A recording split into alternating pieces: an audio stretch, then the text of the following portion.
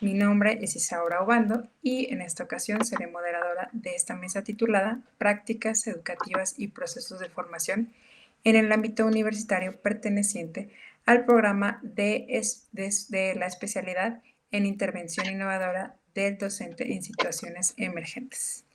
Esta mesa está conformada por 2 docentes comentaristas, los cuales tengo el honor de presentar a continuación. En primera instancia, la doctora Adriana Gómez Reyes es profesora de carrera asociado C, medio tiempo del CCH Sur de la UNAM y de carrera titular C, medio tiempo del CECIT número 13 del IPN. Con más de 20 años de antigüedad en el nivel de bachillerato preuniversitario, ha participado también en la educación virtual y licenciatura. Estudió actuaría en la Facultad de Ciencias de la UNAM y tiene la especialidad en competencias docentes de la UPN y la maestría y el doctorado con la especialidad en matemáticas educativas por el CICALA Legaria del IPN. Todo esto en México. Directora y participante en diversos proyectos de investigación, ponente en varios cursos de formación docente, diplomados y cursos de posgrado, autora y coautora en más de una docena de artículos arbitrados. Ha colaborado también como autora de capítulos de libros sobre investigación educativa. Bienvenida, doctora.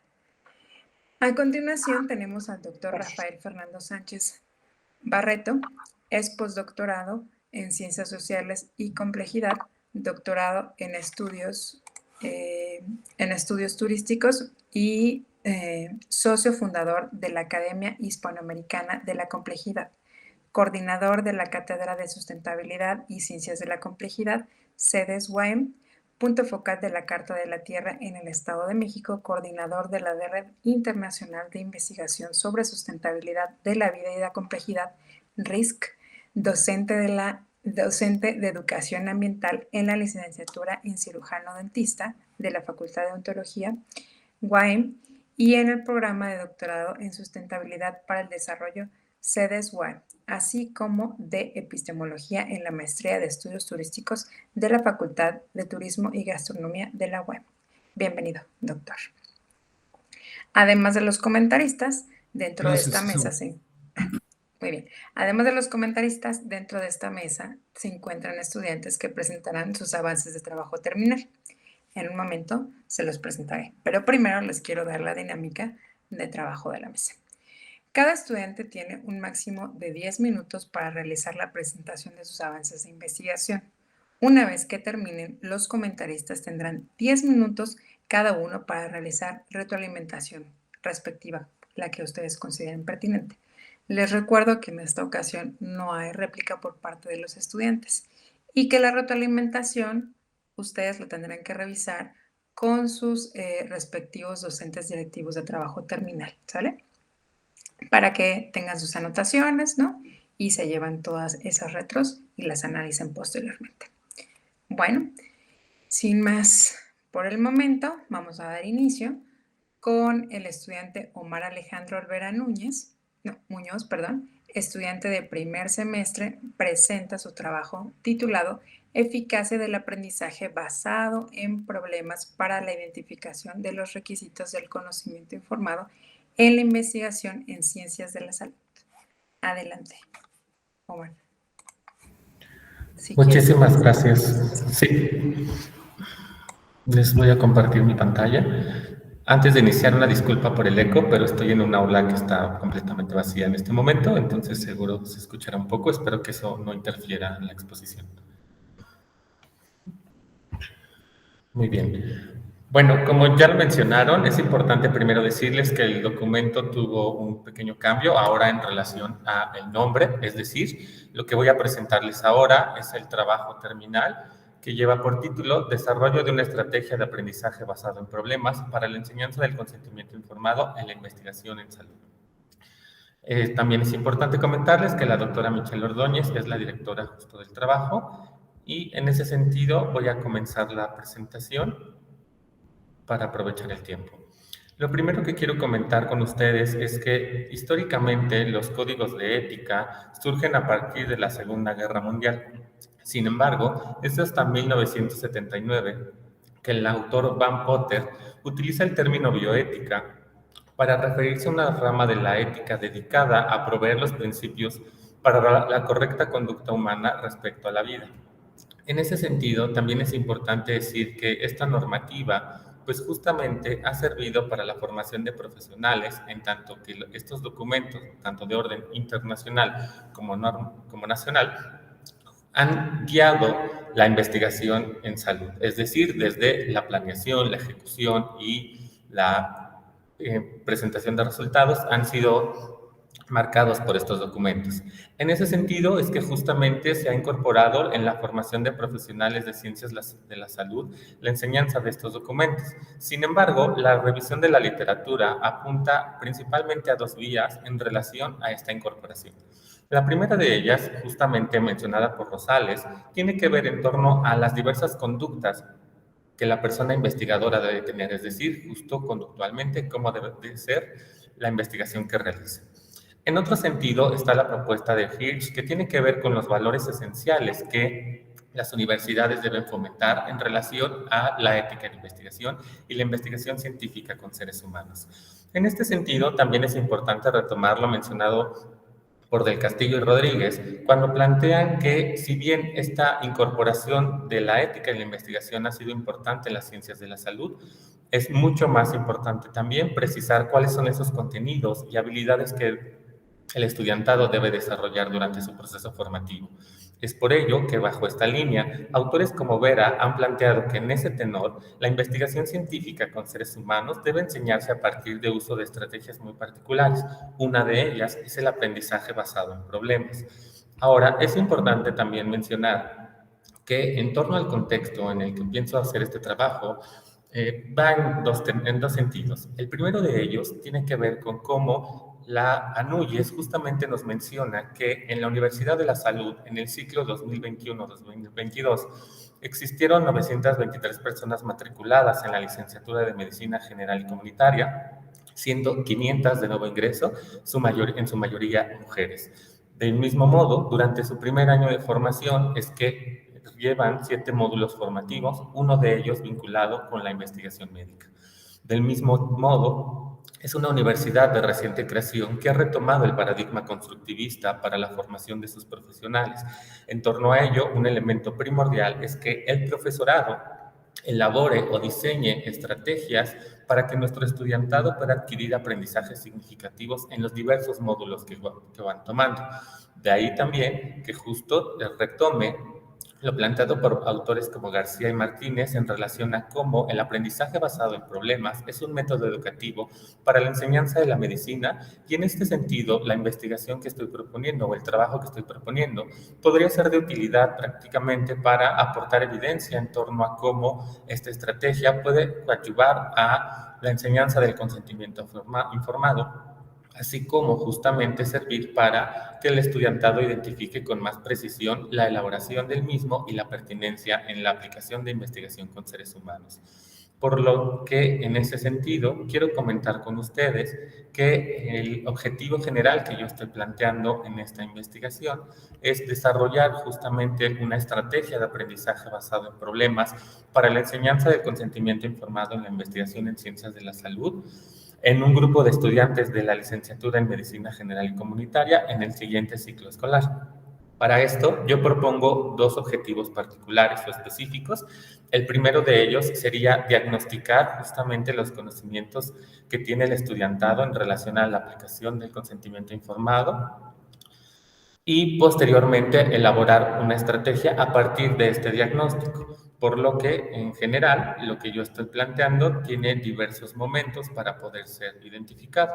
El primero de ellos, pues justo también al retomar la ética en la investigación y la aplicación de consentimientos informados, lo primero que se haría es invitar al estudiantado que participe en esta investigación, comentándoles los elementos que conlleva, el objetivo, las prácticas y demás elementos, para que en caso de querer participar podamos proceder a la firma del consentimiento informado y en función de ello hacer la aplicación del instrumento diagnóstico para identificar los conocimientos del estudiantado. En función de un análisis de la información, principalmente en torno a el abordaje de medidas de tendencia central, es que ir identificando cuáles son estos conocimientos que el estudiantado tiene, es decir, este diagnóstico inicial, para posteriormente a partir de ello ir desarrollando las estrategias, los elementos, perdón, de la estrategia del aprendizaje basado en problemas, es decir, los materiales o los demás elementos que sean necesarios para esta estrategia de aprendizaje. En función de lo anterior, quiero compartir también con ustedes brevemente el cronograma de trabajo que yo tengo, es decir, en este momento me encuentro en la elaboración del instrumento diagnóstico, instrumento que compartí con mi tutora y que está en proceso de revisión. Posterior a su aprobación y a la revisión nuevamente de todo el documento, es que justo pasaría a un segundo momento, es decir, a un momento donde buscaría la participación de estudiantado para hacer el diagnóstico y en función de ello elaborar justamente la propuesta. En general, pues esto lo estoy planteando para el siguiente semestre o el siguiente ciclo escolar en la universidad, es decir, a partir de agosto a diciembre. Eh, pues en general traté de presentarles los elementos más esenciales del trabajo. Es por ello que con esto termino, no sin antes agradecer todos los comentarios que me vayan a hacer. Muchísimas gracias, Omar, Alejandra. Fue muy claro la presentación y iniciaremos la ronda de retroalimentación con la doctora Adriana. Adelante, doctora. Bueno, muy buenas tardes nuevamente. Me parece muy interesante. Mi experiencia no es en el área de la salud, pero sí en la aplicación de esta idea del aprendizaje basado en problemas. Y en particular creo que en lo que más puedo yo colaborar es en la parte de evaluación. Entonces empezaría por preguntarte, este diagnóstico que vas a hacer con los estudiantes que acepten participar, supongo que será un cuestionario. ¿Estás considerando cuestiones más operativas que obviamente son necesarias en las ciencias de la salud o solamente conceptuales? El cuestionario tiene preguntas abiertas.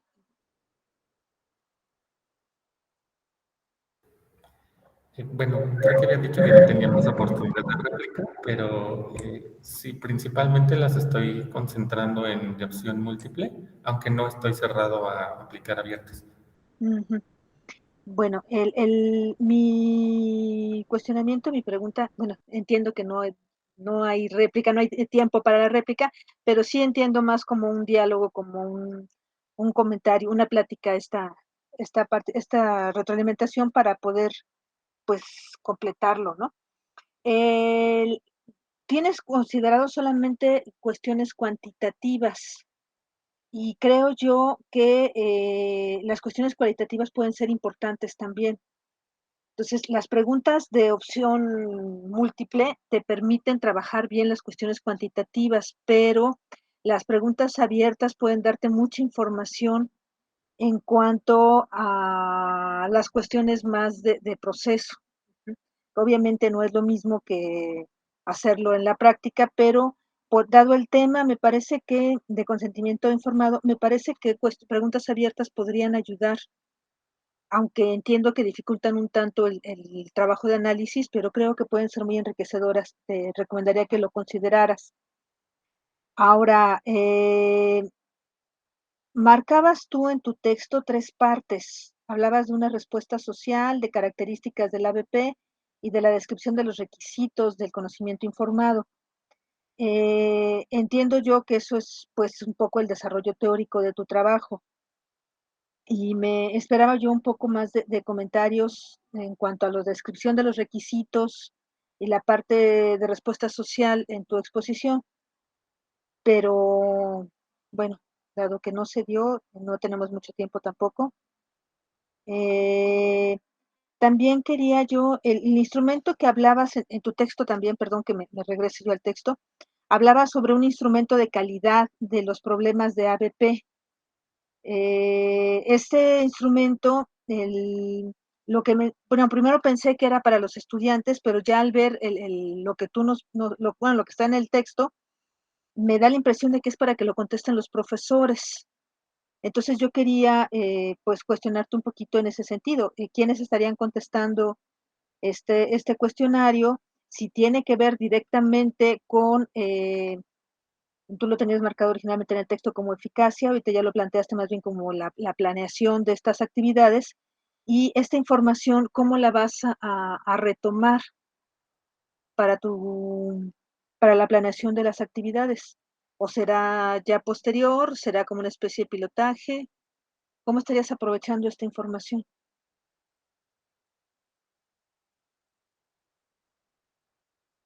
Bueno, y bueno, nada más otra vez con respecto al texto, una recomendación de que cuides tus referencias. Me parece que había un par de errores por allí, pero bueno, eso es como en un segundo término, ¿no? Lo más importante me parece las cuestiones de contenido. No sé si me fui un poco rápido, si quieres comentar algo, creo que quedan unos minutos. Sí, en realidad no sé si quieran. En general, digo, no hay como opción a réplica, pero cuando son preguntas muy puntuales, pues sí pueden contestarlas sin ningún problema, ¿no?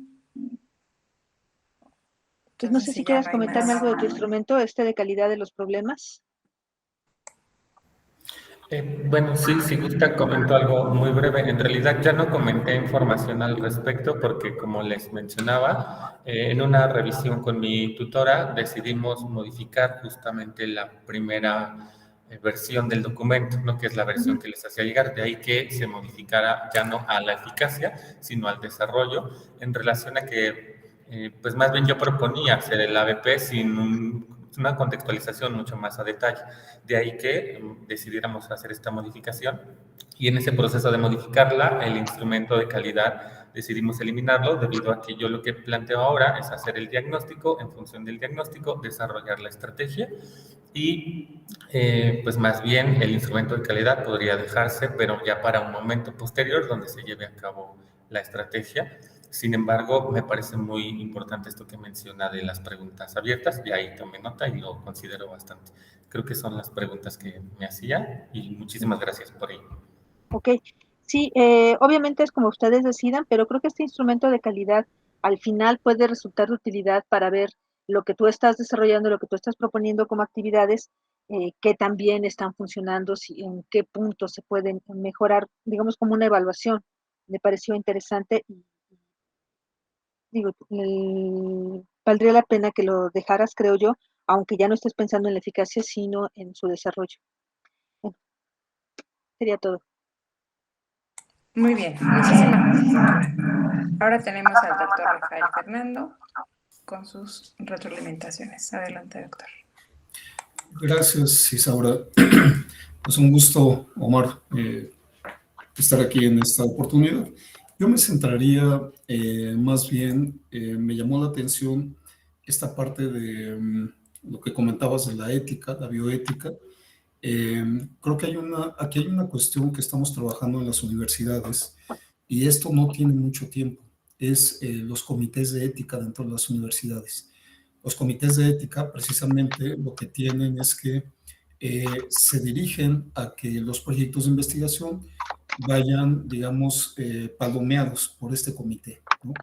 De alguna manera eso permite que este trabajo, como tú lo has comentado con personas, pues tenga un marco ético adecuado y más allá, un marco bioético, porque estamos hablando de la vida, ¿no? Y del respeto a las personas. Entonces, para mí, esta parte que has comentado es esencial. Uno, eh, la parte de la conducta del investigador, cómo se construye la conducta del investigador, cuál es el perfil del investigador, que a mí para eso creo que es muy importante para después definir un proceso ya, digamos, en campo de trabajo que ahí ahorita comentaría. Y dos, la otra cuestión son lo que has comentado sobre valores de la universidad, cómo se construyen los valores de la universidad y sobre qué valores se está hablando, porque aquí algo que me llama la atención es que, por ejemplo, quisiera saber qué valores son los que se promueven en la universidad, en estas carreras, y entonces también cómo esos valores se ven reflejados en los instrumentos que tú estás trabajando, de alguna manera vinculados al trabajo de los estudiantes y de los estudiantes con las comunidades. Tiene que haber una relación, digamos, ahí de todo este proceso de valores. La otra cuestión es que aquí, si no tenemos un marco de valores, yo entiendo que la mayoría de las instituciones tenemos un marco en el que tenemos misión, visión, digamos, una planeación estratégica, y de esa planeación pues viene la misión, la visión y los valores. Sin embargo, muchas veces se quedan en el marco muy general. Creo que aquí sería muy interesante ver si dentro de la estructura de la universidad ya hay construido un marco ético o un decálogo, por ejemplo, de los estudiantes de las áreas de la salud. Por ejemplo, yo trabajo en la Facultad de Odontología y lo que hemos hecho es que construimos un decálogo a partir de los principios y del marco que nos ofrece la Carta de la Tierra. Entonces, establecemos un trabajo con los alumnos, con profesores, se da a conocer, digamos, el marco ético de la Carta de la Tierra, se eligen los valores que están presentes y ausentes, y sobre eso se construye un código de ética de los estudiantes, en este caso de odontología, y de los profesores que después van a llevar al campo, ¿no? Al campo de trabajo. Entonces, de tal manera que algo que hoy en día también es muy delicado en el marco del trabajo con comunidades, el trabajo de campo, es esto que se le ha llamado el extractivismo científico, ¿no? Es decir, yo voy a la comunidad, tengo información, pero ya después no regreso a la comunidad, ¿no? Ahí no hay una relación acorde con la comunidad. Entonces, creo que es muy importante que de entrada podamos tener muy identificados estos marcos de valores en profesores, en investigadores, en alumnos, y cómo esto yo lo puedo llevar a un proceso de investigación. Ya cuando yo genero mi protocolo de investigación, mi proyecto, que tiene que ver con manejo de información en comunidad, pues entonces ya lo someto a consideración del comité de ética de la institución. Creo que este proceso es esencial, ¿no? Como nosotros, por ejemplo, acá hemos elaborado talleres para elaborar estos códigos de ética, y más allá, yo diría, el código de bioética es fundamental hoy cuando pasamos temas de la pandemia, cuando pasamos temas muy delicados, que nos dimos cuenta de las grandes diferencias entre comunidades, ¿no?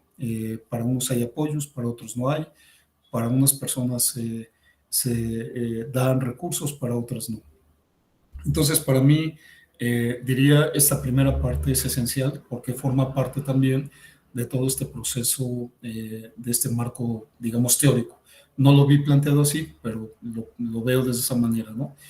Me interesa también la parte del constructivismo, cómo se está llevando a través de la relación de ABP, que es muy importante cómo el alumno va construyendo su propia red, digamos, aquí de perspectivas basadas en los problemas complejos que tiene la comunidad.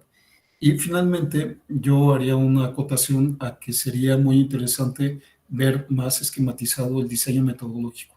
¿En qué consiste el diseño metodológico?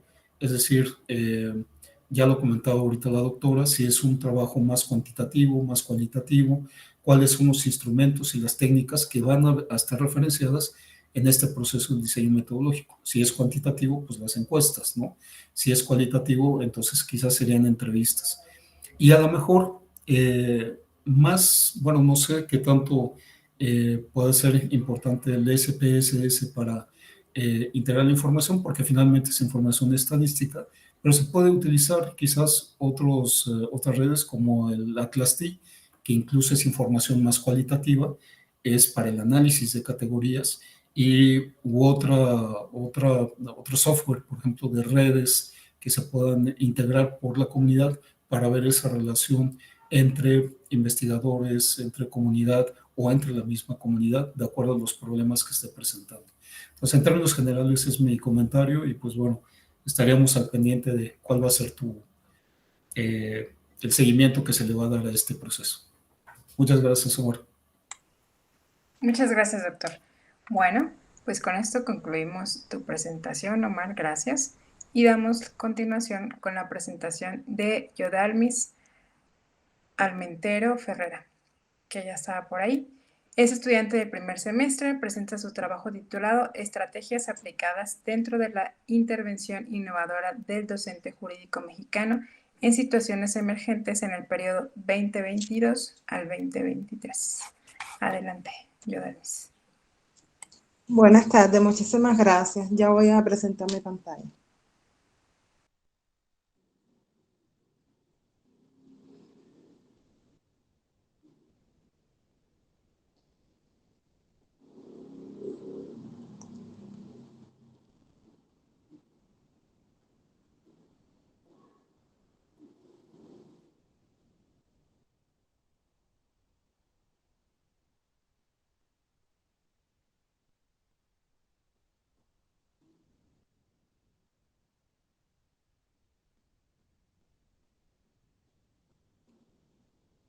Ay, disculpen un momentico. Es que la conexión aquí donde estoy no está muy buena. Como estaba lloviendo mucho. Ok.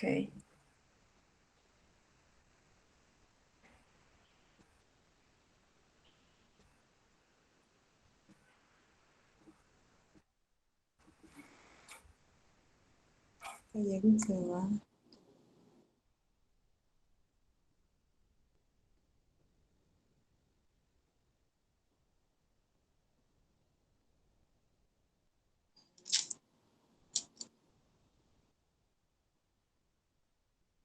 ¿Ya la pueden ver? No, todavía no la podemos ver. Si no, puedes mandarlas por el chat y la compartimos de este lado.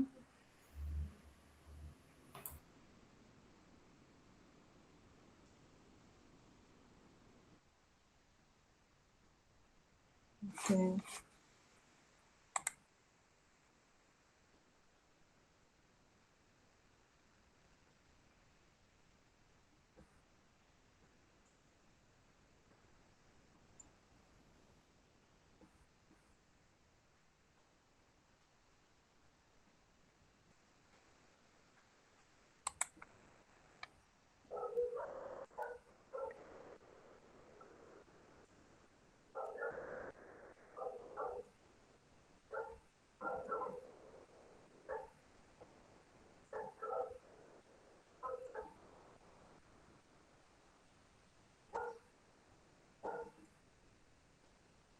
Sí, porque todavía no la podemos ver.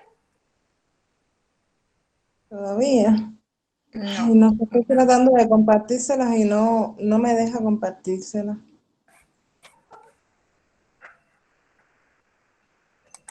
O mándala por mail o por chat si quieres. Y yo la comparto.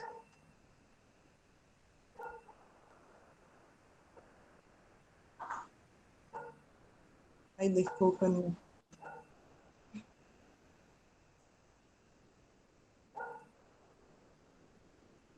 Si no, no te preocupes. Podremos seguir con Omar Chávez en lo que arreglamos sus problemas técnicos y ahorita Ah, retomamos ya, contigo. ok. ¿Sale?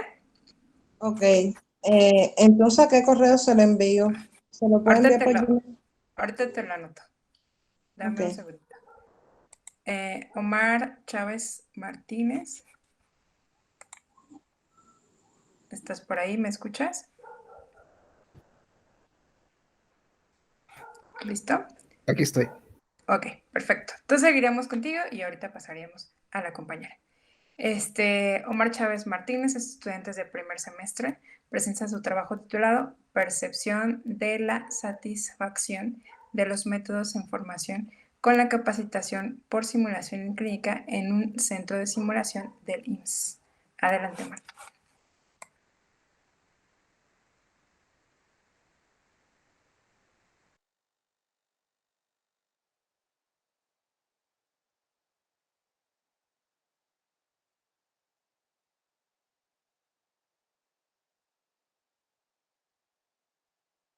Todavía no podemos ver tu presentación tampoco. Ya está en proceso. Listo, ya la podemos ver. ¿Ya no la vemos? Así ya se puede ver. Ahora sí, ya se ve. Ya. ¿Y si me escuchan ahí? Perfecto. Muy bien. Ok, bueno. Gracias. Bueno, pues yo pues justamente voy a presentar esos avances. Como primera información que tengo que dar es que, bueno, hubo cambios mi situación laboral. Este proyecto yo lo presenté cuando estaba laborando en el área de calidad educativa y yo prácticamente me dedicaba a organizar estos centros de simulación del INS. Sin embargo, bueno, en el mes de mayo tuve un cambio de puesto y en función de esto y en función de que, bueno, también hubieron cambios administrativos del personal del centro, pues tuvimos que adaptar el proyecto y les voy a mostrar hacia qué rumbo está tomando este trabajo terminal. Inicialmente, la propuesta que se presentó fue la de estudiar la percepción de la satisfacción de médicos que se forman a través de la simulación en los centros de simulación del IMSS, específicamente en el centro de simulación que está ubicado aquí, en el Centro Médico Nacional Siglo XXI de la Ciudad de México. Y bueno, como antecedentes de esta metodología, bueno, es una metodología que está siendo usada mucho para desarrollar competencias en el personal de salud que están relacionadas con llevar a cabo alguna técnica o algún procedimiento quirúrgico clínico y que está enmarcado en una educación sin riesgos, ya que pues, la simulación, ese es su principal objetivo, ¿no? Que se puedan recrear escenarios, se puedan recrear situaciones que permitan la práctica o la repetición de un ambiente simulado sin ningún tipo de riesgo y cuantas veces sea necesario hasta que el alumno se sienta él seguro de haber desarrollado una competencia o una habilidad o una técnica.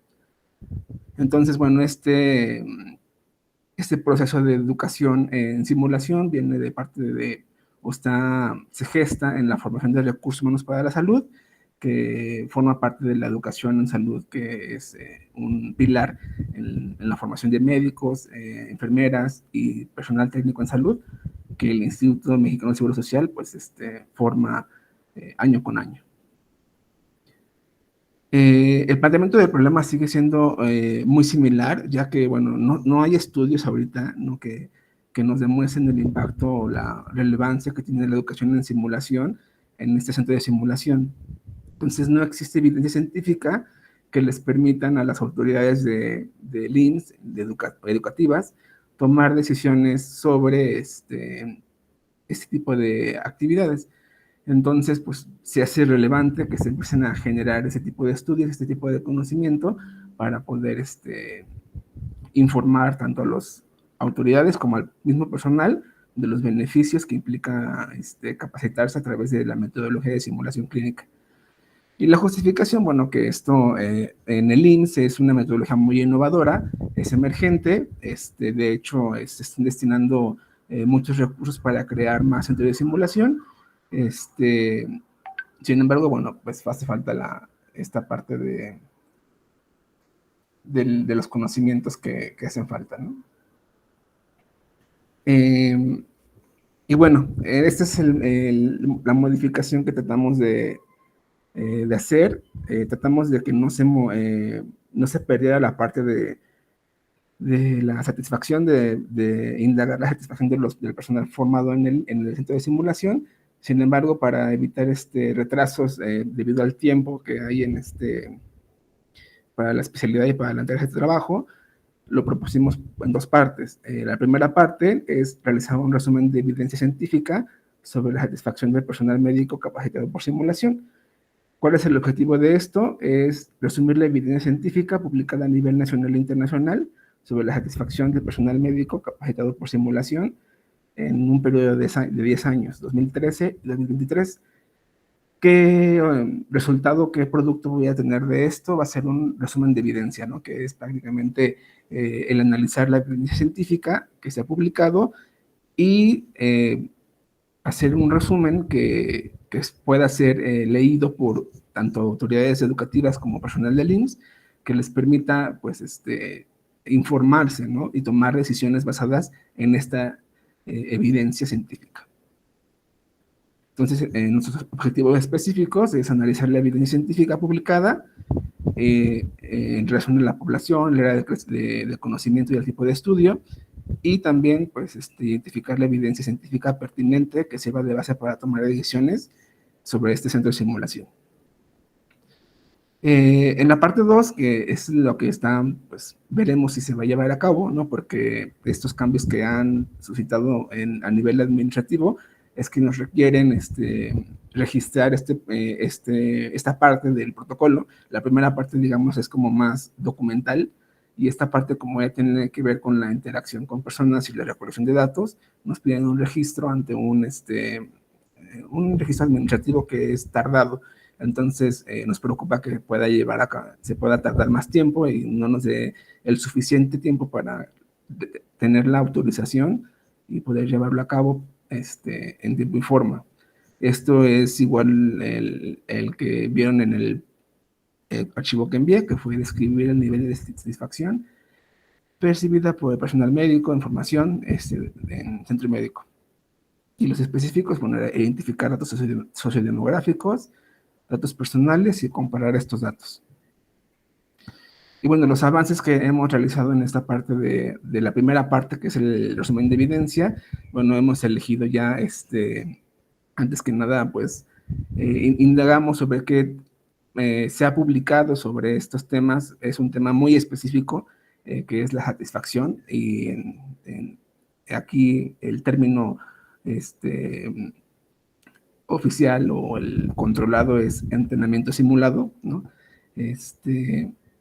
Encontramos varios artículos y identificamos 3 posibles términos, en este caso son descriptores, que nos van a ayudar a hacer una búsqueda sistematizada de información. Estos 3 términos fueron elegidos, buscados en español por esta herramienta que se llama Descriptores en Ciencias de la Salud, de la Biblioteca Virtual en Salud de la OPS, y encontramos 3: entrenamiento simulado, enseñanza mediante simulación de alta fidelidad y satisfacción. Esos 3 términos nos van a ayudar a hacer una estrategia de búsqueda que ya realizamos, y bueno, las bases de datos utilizadas o que vamos a utilizar, bueno, ya utilizamos es PubMed y Cielo por su relevancia en el ámbito médico. Entonces, usando estos 3 términos que les compartí, se utilizó la herramienta MESH, que es los Medical Subject Headings de la Biblioteca Nacional de Estados Unidos, Biblioteca de Medicina de Estados Unidos, y realizamos ejercicios para elaborar estrategias de búsqueda, y hicimos varias pruebas. En la primera, la que ven aquí, encontramos únicamente 4 artículos. Entonces la hicimos un poco más amplia para poder rescatar más información, y encontramos 23 artículos sobre estos temas. Y posteriormente en Cielo, como Cielo no maneja los términos MESH como tal, son únicamente los separadores booleanos, y lo hicimos en español. Utilizamos entrenamiento simulado y con satisfacción, 7 artículos, y posteriormente hicimos otra búsqueda sin operadores booleanos, y nos arrojaron 23 artículos. Entonces, es la primera prueba que hacemos de estas estrategias de búsqueda. Vamos a tener que analizar esta información encontrada para poder seleccionar. ¿Cómo la vamos a seleccionar? Bueno, vamos a tener que identificar que son investigaciones originales, que son investigaciones sobre el área de la salud, porque la simulación también puede llevarse a cabo en otras disciplinas. Elegimos el rango de 10 años, entonces tienen que ser artículos publicados entre 2013 y 2023, y tienen que ser artículos de acceso abierto. Esto porque en PubMed hay artículos que únicamente se pueden acceder a ellos a través de suscripción o de pago. Y los criterios de exclusión, los que vamos a eliminar de estas búsquedas, de estos resultados preliminares, va a ser artículos de otras áreas del conocimiento, artículos de opinión, cartas al editor, editoriales, etcétera, que no aportan como tal evidencia científica, artículos diferentes al idioma español e inglés, esto porque pues, el dominio de los idiomas que yo poseo es español e inglés, y artículos de acceso restringido, ya que pues no se puede acceder a ellos debido a la falta de presupuesto. Entonces, en esta primera avance, bueno, hicimos ya esta búsqueda en PubMed, estamos haciendo ese análisis, vemos que tenemos aquí ya, pues estamos analizando los artículos encontrados, todos hablan justo de esta satisfacción del personal de salud que se ha capacitado por simulación, y el impacto que ha tenido como beneficio personal. Entonces, bueno, esto estamos nada más una gráfica que se demuestra, ¿no? Porque vamos a también a graficar por tipo de artículo, perdón, tipo de estudio, ¿no? Si fueron enfermeros, si fueron médicos, si fueron otro tipo de personas de salud. Vamos a hacer ese análisis para que sirva como base también para la toma de decisiones al personal directivo de salud. Y ya bueno, en la segunda etapa, que es la percepción que esperamos, esta no sé si vamos a poder llevarla a cabo. En este caso sí les pediría a los comentaristas que me aconsejen si es pertinente llevarla a cabo o omitirla, no sé. Pues es un estudio descriptivo exploratorio. Vamos a aplicar una encuesta que es la escala de satisfacción en simulación de alta fidelidad, que fue adaptada ya por Vázquez Castillo, que fue en la Benemérita Universidad de Puebla, me parece, y son 32 reactivos en la escala del Likert, que bueno, puede ser, nos puede dar indicios de cómo está la satisfacción en el centro, ¿no? Con los alumnos que se capacitan. La única desventaja es que este instrumento fue aplicado para enfermeros únicamente, entonces habrá que, es nada más un reactivo, habrá que modificarlo para que sea adaptado o se pueda hacer susceptible de aplicarse a médicos o a técnicos en salud y que no altere los resultados, pero requeriríamos de una validación de esta nueva adaptación, tal vez si se hiciera. O en dado caso, únicamente evaluar a los enfermeros.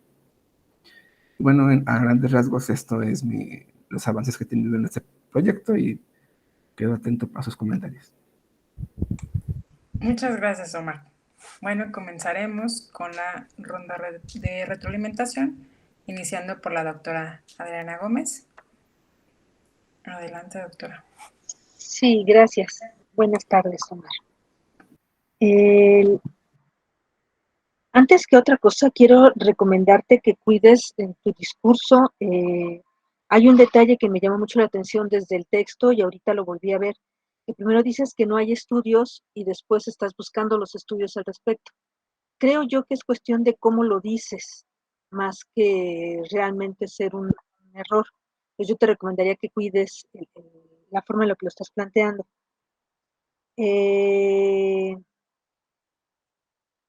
Porque incluso primero dices que no hay estudios al respecto y después dices que estas cuestiones de simulación o de entrenamiento por simulación es necesaria para la formación de médicos. Entonces, sí, siento que ahí hay una contradicción que puede estar simplemente en la forma en la que lo estás diciendo. Entonces, cuida ahí tu discurso, tanto en el texto como en lo que estás diciendo. Esta primera parte que estás planteando me parece que es lo que hacemos normalmente en las investigaciones, como revisar el estudio del arte. Es una investigación bibliográfica, entiendo, donde estás revisando los artículos que hay al respecto, qué es lo que se ha trabajado previamente, para tomarlo como punto de partida. Entonces, sí veo que lo has estado haciendo como cuidadosamente, ha sido una búsqueda amplia. Tienes que fijarte más, supongo yo que es en lo que estás ahorita, en los contenidos, de qué están hablando los artículos, y no tanto en la forma, creo, que ahorita te has ocupado mucho de la forma y hay que ocuparse más de los contenidos y el fondo. Una cosa que no me quedó, creo que nunca clara, es, ¿tu estudio está dirigido a doctores o en general a personal de salud? ¿Te incluirías enfermeros también? ¿O es solo doctores o lo estás considerando todavía? Justo esta parte del instrumento, o sea, mi intención es únicamente médicos, ¿no? Médicos es mi objetivo, sin embargo, el instrumento que había elegido fue aplicado para enfermería, entonces estamos valorando si lo cambiamos a estudiar enfermería o adaptar el instrumento. Ok, sí. Creo que también esa decisión la puedes tomar en base a lo que vas encontrando de las referencias, qué estudios hay para enfermeros, qué estudios hay para doctores, y tus propios intereses serían lo que estarían determinando una o la otra, ¿no? Ahora, considerando que es a nivel de especialidad tu trabajo, hasta qué punto este análisis, esta adaptación del cuestionario podría ser el trabajo, el objetivo del trabajo. No lo sé, pero bueno, podría ser una opción. En otro punto que me pareció muy interesante, me voy al texto otra vez, hablabas del instructor como que fomenta el pensamiento crítico. Lo vi yo en tu texto como una característica de esta capacitación por simulación y yo creo que depende mucho de las actividades que estén planteando. No solamente, o sea, el hecho de que estén utilizando la simulación no garantiza que el instructor fomente el pensamiento crítico y puede ser un factor importante. Entonces, si estás dudando en esta segunda parte de tu texto, entendí que nos pedías una recomendación, podría ser en ese sentido. ¿Cómo se utiliza esta simulación? En qué distintas actividades se utiliza y cómo puede fomentar este pensamiento crítico o puede ser por la autonomía también de los estudiantes. Hablabas tú de la seguridad que les da y de hasta que se sienten ellos seguros para poder trabajar directamente con los pacientes.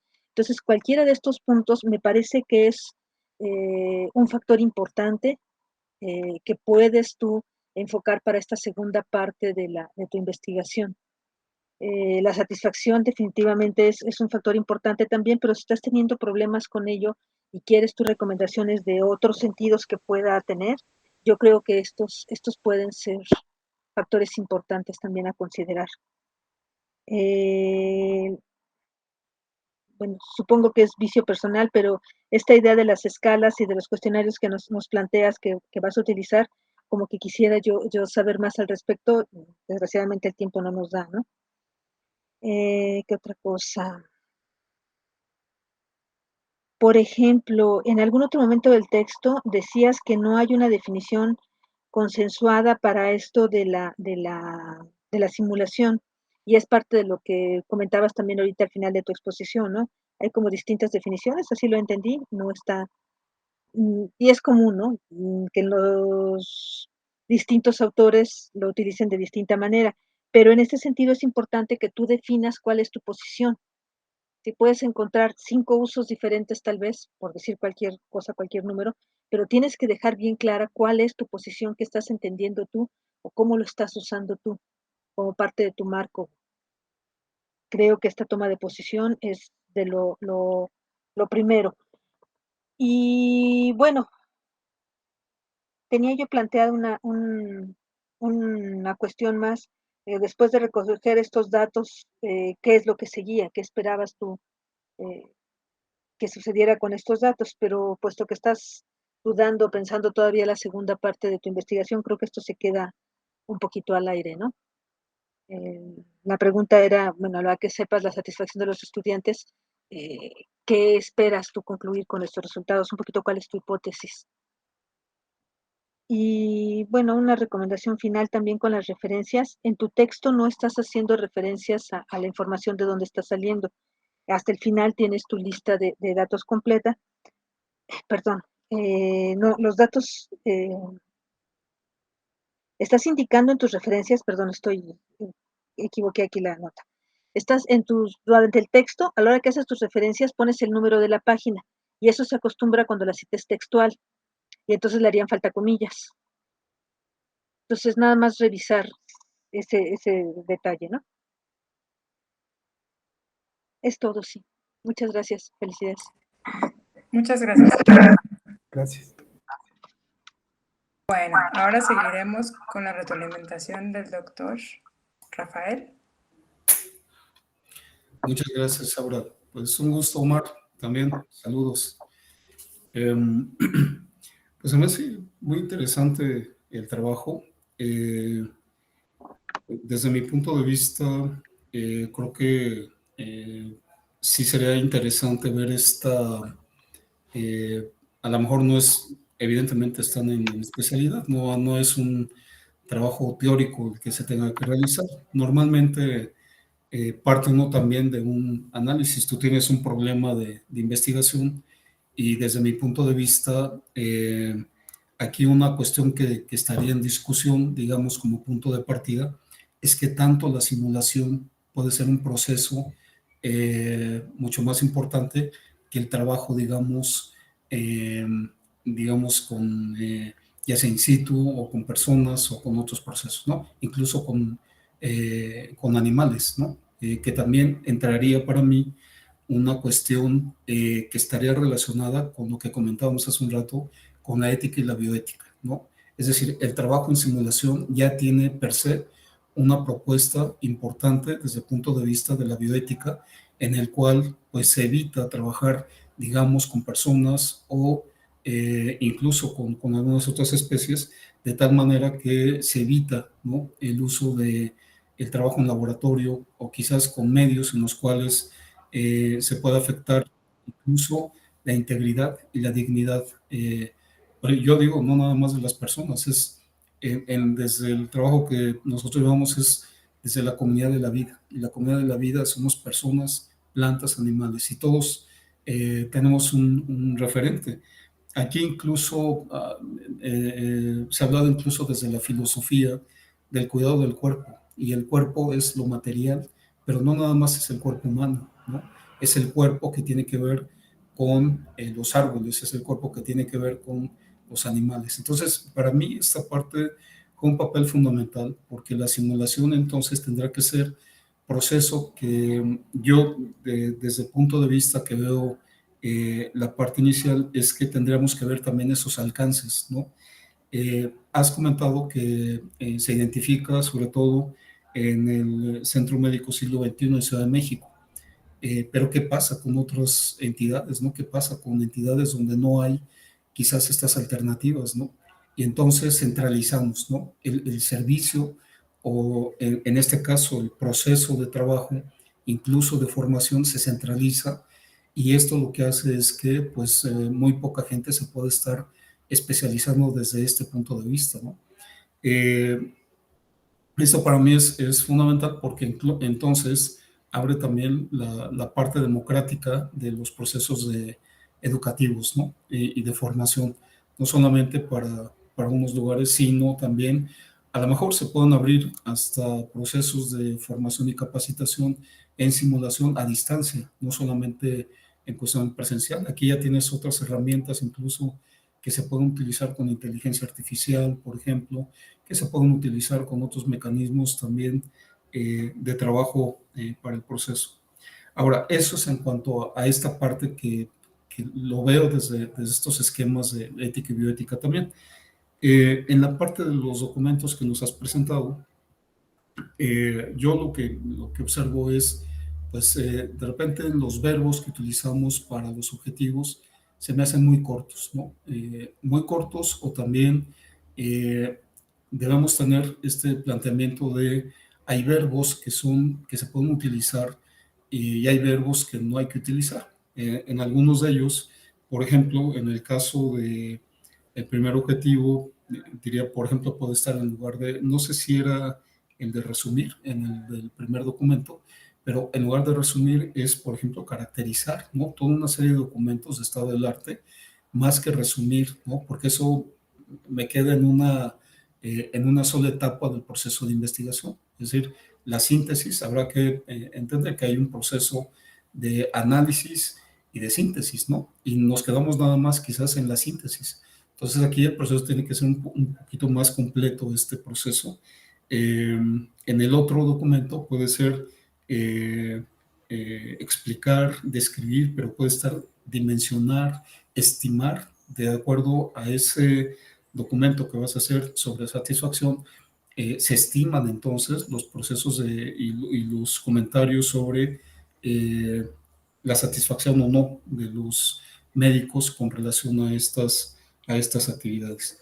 Y finalmente me quedaría también con una cuestión de hacia quiénes, a propósito de lo que comentaba la doctora Adriana también, hacia quiénes estarían analizados estos cuestionarios, este trabajo de satisfacción, porque creo que también algo que sería muy interesante es revisar, uno, entre los alumnos que llevan en estos momentos estos procesos de trabajo con esquemas de simulación para capacitación, y dos, los que ya egresaron, ¿no?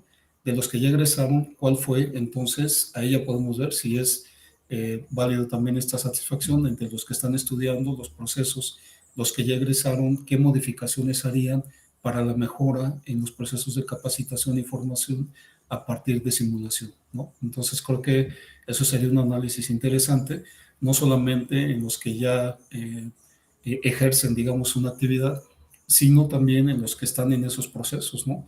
Y cómo podemos retroalimentar a partir de estos cuestiones de satisfacción las actividades de las futuras generaciones, ¿no? Entonces, a mí se me hace muy interesante, veo tu diseño metodológico, que eso también es lo que les comento, veo el diseño metodológico bien, entonces ya desde ahí hay más claridad en el proceso que vas a seguir. Y pues bueno, estaremos al pendiente entonces de cómo va el curso de tu trabajo, Omar. Muchas gracias. Gracias. Muchas gracias, Omar. Bueno, ahora veremos la presentación de Yodalmi, si está por ahí. Espero que la pueda yo proyectar sin ninguna problemática. A ver, denme. Ustedes me avisan si la ven.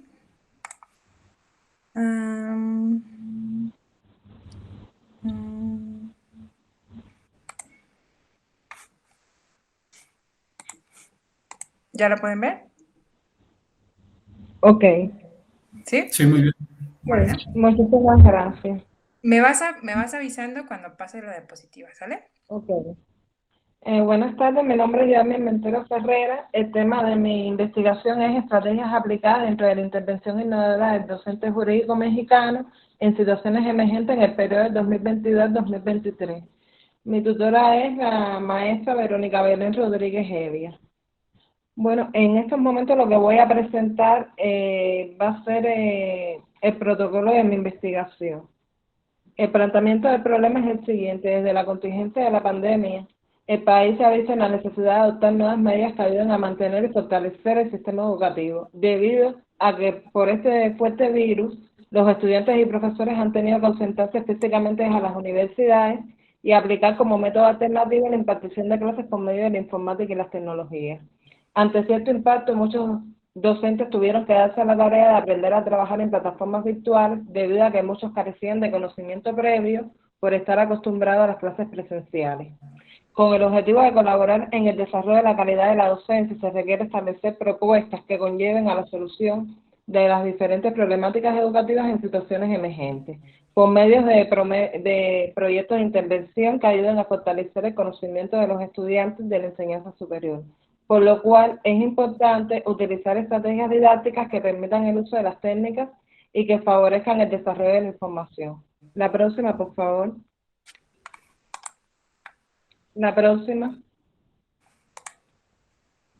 La delimitación del tema problema se suscribe a establecer y corroborar mediante la revisión de diferentes estudios realizados que los estudiantes acceden al Internet y a sus plataformas virtuales, pero que la mayoría lo hacen con el objetivo de chatear, interactuar con otras personas y descargar videos, series, películas, etcétera, no con fines educativos, lo cual ha sido un elemento indispensable para estudiar a profundidad este tema utilizando las herramientas precisas para darle solución a la problemática mediante la innovación y la creación de plataformas virtuales. Siguiente, por favor. El objetivo general de este tema es implementar estrategias que ayuden a fortalecer el aprendizaje de los estudiantes en situaciones emergentes. Los objetivos específicos son determinar los factores que inciden en el aprendizaje de los estudiantes en la enseñanza superior en el periodo 2022-2024, identificar las características de los estudiantes en la enseñanza superior con la finalidad de realizar un análisis exhaustivo de las herramientas más factibles a utilizar y a su vez analizar las estrategias que utilizan los docentes en la enseñanza superior en dicho periodo. Identificar los instrumentos jurídicos nacionales en los que se sustenta México para brindarle una mejor educación a su población y por último determinar si las estrategias utilizadas en situaciones emergentes les son útiles a los estudiantes y evaluar la forma en que repercuten en ellos. La próxima, por favor. La justificación del proyecto. La intervención innovadora del docente en situaciones emergentes a partir del 2019 con la aparición de la COVID-19 ha sido un tema muy controversial para toda la población, por lo cual muy pocos autores han profundizado sobre el mismo, de ahí su importancia de objeto social. Al ocurrir este fenómeno social y dispersarse por diferentes países, las instituciones escolares, con el objetivo de que no colapsara el sistema educacional, y que no detuvieran las imparticiones de las clases por los profesores, utilizaron las plataformas virtuales como puente para darle solución a dicha problemática y que no se atrasara el estudiantado. El presente proyecto de investigación es útil y novedoso debido a que es una temática que se ha abordado en varias regiones del país, pero no ha tenido como escenario investigativo el sistema educacional de la Ciudad de México en su totalidad, por lo cual pretendemos que este tema sea abordado y socializado con el fin de que otros países adquieran experiencia e implementen estrategias que ayuden a fortalecer el aprendizaje de los estudiantes en situaciones emergentes. La próxima, por favor. La hipótesis de dicho trabajo es los estudiantes de la enseñanza superior de la Ciudad de México lograrán obtener conocimientos en situaciones emergentes a través de la educación a distancia mediante la utilización de plataformas virtuales como el Zoom, el Google, el Classroom, Moodle, entre otras, como a través de la educación y la utilización de las plataformas virtuales se logrará obtener una mayor formación de los estudiantes, lo cual permitirá aumentar el nivel cultural y educacional de estos. Mediante la planificación de clases con la utilización de tácticas y estrategias didácticas, el docente podrá captar los intereses de los estudiantes de tal forma que estas clases a distancia se den como si estuvieran en las propias aulas.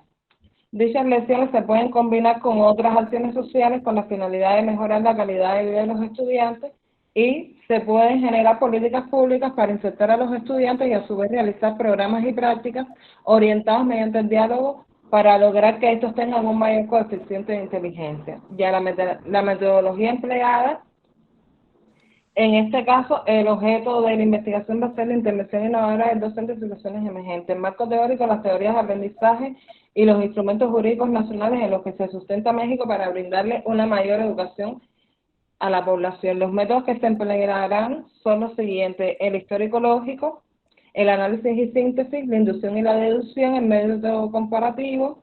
En esta investigación se utilizará el método empírico con el objetivo de recopilar y seleccionar información acerca de los factores que inciden en el aprendizaje de los estudiantes con el objetivo de implementar nuevas estrategias que ayuden a contribuir el fortalecimiento de los conocimientos de estos. Y las técnicas que se van a emplear es la observación y el análisis documental. En la selección de conceptos tomaremos conceptos como enseñanza, estudiantes, profesores, aulas, plataformas virtuales. Por último, la bibliografía.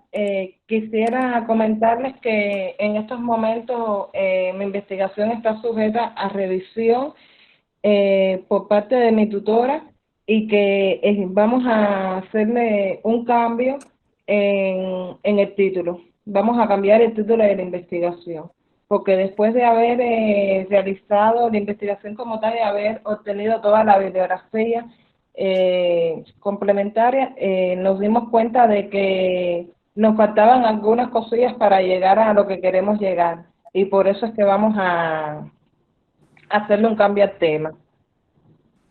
Muchas gracias. Muchas gracias, Yodalmis. Ahora comenzaremos con la retroalimentación de la doctora Adriana.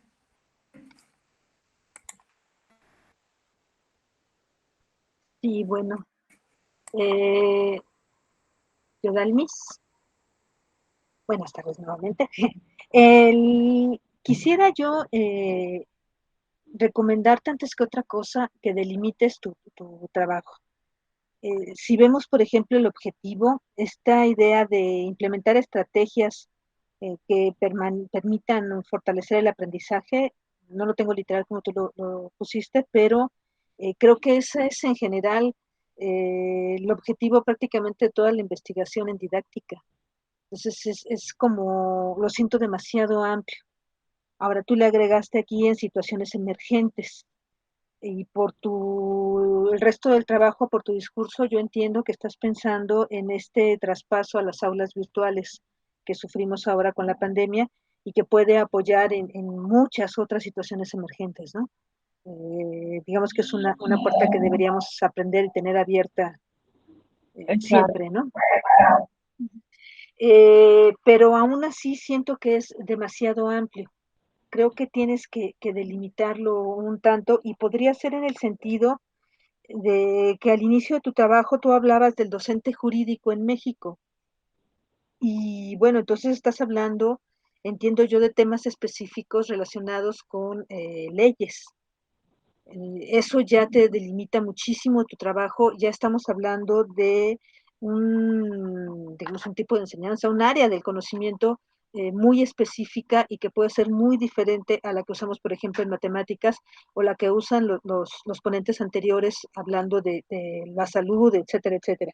Entonces, si tú te enfocas en esta área en específico, ya estarías haciendo una delimitación importante, pero aún así no creo que sea suficiente. Creo que lo primero que tienes que hacer es delimitar este trabajo porque es demasiado amplio, demasiado ambicioso.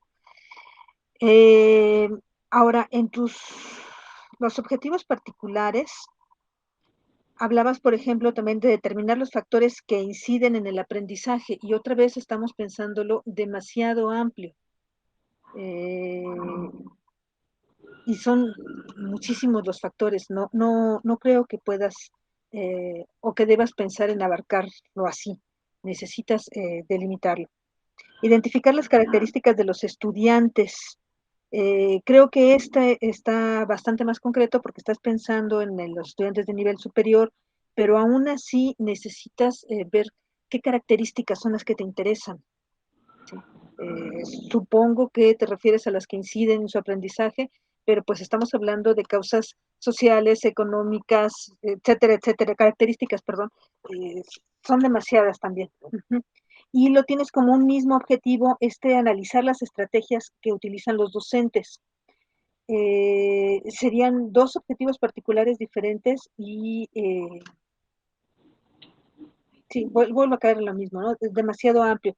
Ahora, los instrumentos jurídicos nacionales, supongo que estás interesada en revisar estos documentos justamente porque estás pensando en un ámbito jurídico, pero creo que más que los instrumentos jurídicos nacionales, influyen muchísimo más los programas, por ejemplo, o el perfil de la institución. Pensémoslo como, se me fue cuál es el perfil del egresado, etcétera, etcétera, ¿no? Los objetivos de la institución, el, el marco de la institución, creo que influyen mucho más directamente en estas actividades y en estas características de los estudiantes eh, que a nivel nacional. Ahora, por otro lado, hablabas, por ejemplo, de que el profesor se base en su experiencia en el aula presencial y pareciera que con esto es suficiente para que atraiga la atención de los estudiantes, para que los estudiantes estén motivados. Y sabemos que no es suficiente. La aplicación de la experiencia del profesor eh, es un factor importante, es un factor que ayuda mucho, pero no es suficiente, no es lo único. La atención de los chicos, el aprendizaje es multifactorial y no puedes pensar que solamente con que el profesor se base en su experiencia para diseñar las actividades, obtenga ya la atención de los chicos. Ahora, hablabas también de, teniendo estos resultados o esta experiencia, se aproveche en otros países. Esto se me hizo un poquito extraño porque, pues, otra vez pensando en la situación emergente por la que pasamos hace un par de años o hace unos años, pues casi todos los países pasamos por esta situación en una forma simultánea. Entonces, aprovechar la experiencia de un país para llevarlo a otro, en este caso en particular, es difícil.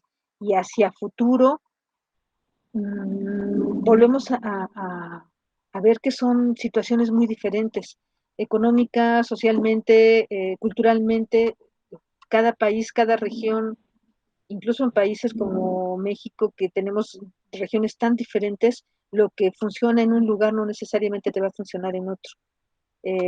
Áreas rurales, áreas urbanas, etcétera, etcétera, ya te cambia muchísimo la situación. Entonces, otra vez, tal vez si lo piensas ya reducido a un área, a un espacio, a una temática más específica, pudiera adaptarse o aprovecharse en áreas o situaciones similares, pero no creo que puedas generalizarlo así, de aprovecharlo en otros países. En otro momento hablas de mayores conocimientos, de que estas estrategias trabajadas en plataformas generen mayores conocimientos. Y bueno, yo me pregunto, mayores conocimientos en comparación con qué, en comparación con nuestras aulas usuales, nuestras aulas presenciales, o en comparación con situaciones emergentes donde no tuvieron el uso de plataformas, pero entonces prácticamente se paró la educación, si no fue a través de plataformas. Eh, entonces, creo que aquí hay varios puntos que necesitas revisar o repensar para terminar de definir bien cuál va a ser tu trabajo. En Ok, otro momento hablas también de aumentar o de mejorar el coeficiente intelectual cuando, digo, tendrías que consultarlo con psicólogos, pero no me parece que la educación, en particular escolar, te permita cambiar esto, ¿no? Ok. Eh, en el documento, cuando hablas de la metodología, creo que debes enfocarte en el cómo vas a hacer las cosas. Tu texto estaba un poquito diferente, ¿no? Planteado diferente. Y bueno, el comentario que erróneamente le estaba yo haciendo a tu compañero hace rato, en el texto no tienes las referencias de tus afirmaciones, de dónde las estás tomando. Eso hace falta. Aunque al final tienes los datos de los libros que consultaste, no está referido en el texto cada parte a qué corresponde. Y bueno, por último, creo que, contrario a lo que dices, sí hay mucho trabajo, muchas publicaciones en cuanto a lo que fue la educación durante la pandemia, de este traslado abrupto, sin precedentes que hicimos. Y aunque hay distintas opiniones, sí es cierto que hay discusiones al respecto. Creo que hay muchas evidencias de que no se puede trasladar el trabajo de un aula presencial tal cual al aula virtual. Tiene que ser un tratamiento completamente diferente y entonces no puedes tú pensar que el profesor tome su experiencia del aula presencial y la lleve al aula virtual y que con eso va a tener la atención de los chicos. Es mucho más complejo que esto. Espero que sean de utilidad los comentarios. Muchas gracias, doctora. Gracias a Ahora ustedes. pasaremos a la retroalimentación del doctor Rafael. Muchas gracias, Aura. Pues, a ver por aquí, Yodalmis. En primer lugar, coincido totalmente con la doctora, ¿no? Hay una cuestión aquí de falta de limitación del proyecto. Entiendo que de repente el título o el planteamiento que es sobre docentes del sistema jurídico, después ya no lo veo integrado en los objetivos, ¿no? Ni en el general, ni en los particulares, ni en el desarrollo. Entonces ahí me llamó la atención y me genera ruido esta cuestión, porque después en el objetivo se señala a los estudiantes de enseñanza superior, ¿no? Pero ¿de dónde, de qué instancia? Hay que delimitar esa parte porque no se puede eh, eh, analizar a todos, ¿no? O que sea aplicado para todos. Ya lo comentaba la doctora con estas diferencias en muchas situaciones. Eh, Creo que no sé hasta dónde también se plantea, esto yo creo que sería para todos porque este es el nombre de la especialidad, ¿no? La innovación docencia en situaciones emergentes. ¿A qué nos referimos con situaciones emergentes? Porque no nada más es, en este caso, pandemia, ya también lo comentaba la doctora hace un momento. Yo plantearía que incluso desde la perspectiva de complejidad, por ejemplo, cuando se analiza teoría de catástrofes, las catástrofes no todas son negativas, ¿no? Hay procesos que más bien son súbitos, son cambios súbitos, y a eso le podemos llamar emergencia. Eh, los procesos educativos de hoy en día pues tendrán que estar enmarcados en las cuestiones de indefinición. No podemos determinar cuál va a ser el futuro, ¿no?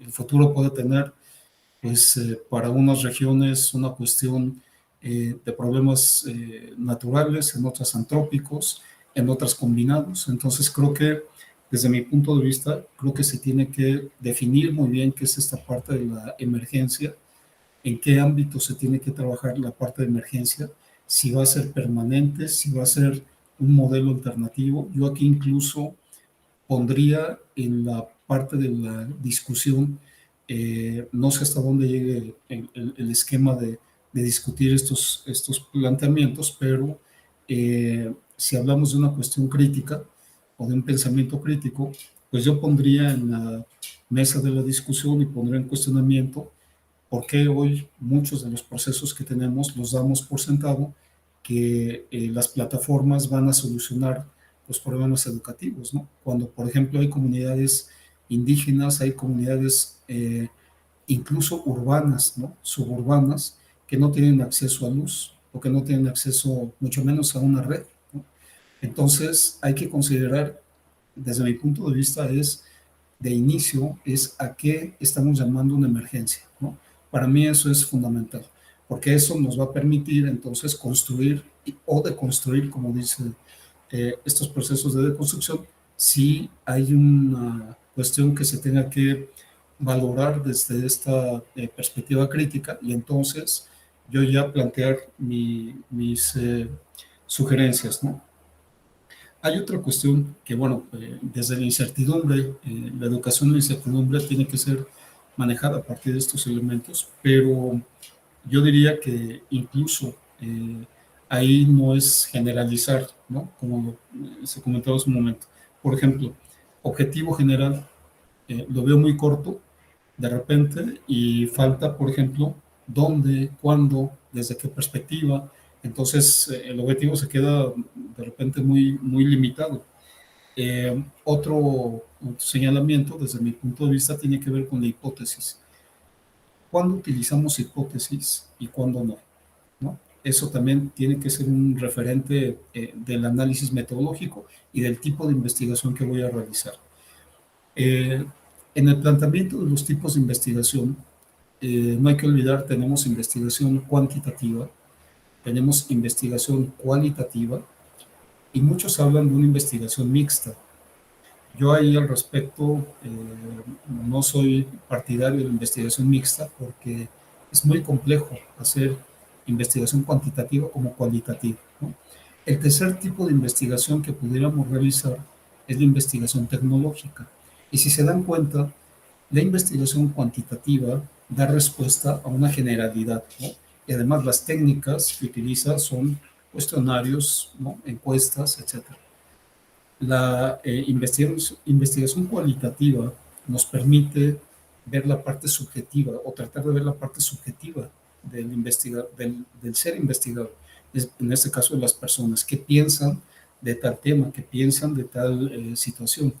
Y tercero, la investigación tecnológica establece muy puntualmente el trabajo sobre un diseño de un software, un diseño de una metodología, un diseño de un proceso de simulación, por ejemplo, cabría en un proceso de investigación tecnológica.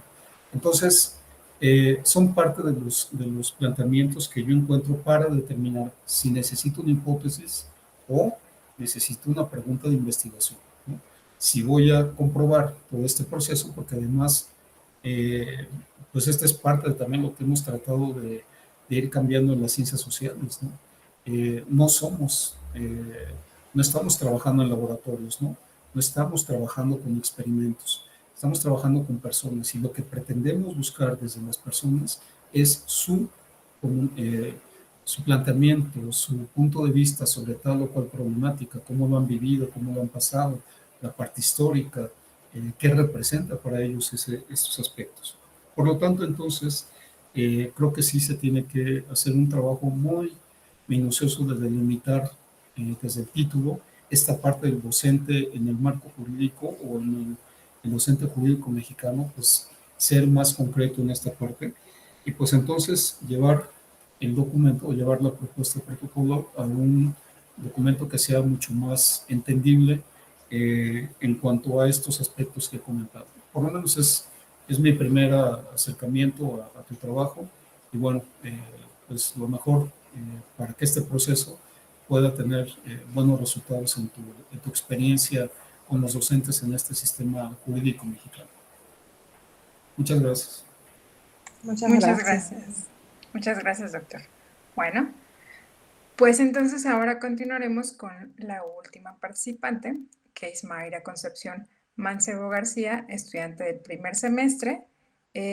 Presenta su trabajo titulado Informe académico por experiencia profesional para la elaboración de un curso de formación para el ejercicio docente en ética y valores a nivel superior. Adelante, Mayra. Buenas tardes a todos. Una disculpa por la demora porque tengo muchos problemas de pronto con el internet. E incluso ahorita estoy conectada en dos dispositivos por si se llega a cortar como la conexión, poder recuperarla. Entonces, bueno, pues me presento con ustedes. Mi nombre pues es Mayra Mancebo. Actualmente el proyecto de investigación que pues empecé a llevar a cabo junto con mi director, director de trabajo terminal, pues es el siguiente. Sin embargo, sí me gustaría compartirles un poco pues de la experiencia que de pronto he tenido referente a pues la cuestión académica, ¿no? Que pues he desarrollado. Actualmente les voy platicando y bueno, me presento aquí con ustedes. No sé si se alcance a ver mi pantalla. ¿Sí se alcanza a ver? Ya se ve la pantalla. Ok, esta es mi experiencia profesional. Soy licenciada en Administración Educativa por parte de la UPN. Estudié una especialidad en Recursos Humanos por parte de la UNAM. Cuento con un diplomado en Formación Ética y Educación, Cívica y Ética para la Educación Básica. Esto en el Centro de Actualización del Magisterio de la Ciudad de México. Tengo una especialidad que es esta la que estoy cursando actualmente. Y como general, pues para mi experiencia he desarrollado labores en Secretaría del Trabajo de manera independiente como capacitador en la Secretaría de Educación Pública también, y actualmente pues estoy en una escuela en la cual pues imparto cátedra desde hace 5 años a nivel licenciatura.